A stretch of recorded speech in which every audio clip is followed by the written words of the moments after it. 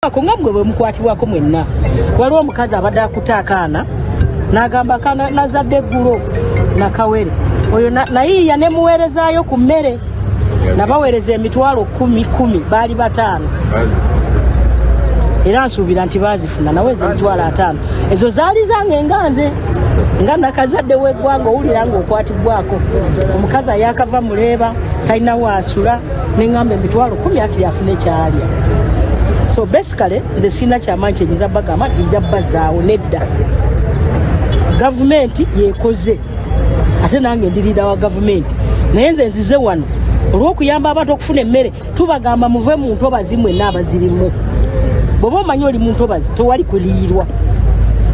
entobazi tebajja bayirira kubanga baludde nga babagamba ate tubadde tulina ensobi ba chairman LC1 gye bakola basayininga ku ndagaano nga bamanyawo abannema bagamba temugendawo and so okuva n'olwaleero bw'oba tonnagula woogenda sooka weebuuze wano ntobazi oba si ntobazi naawe oba olaba.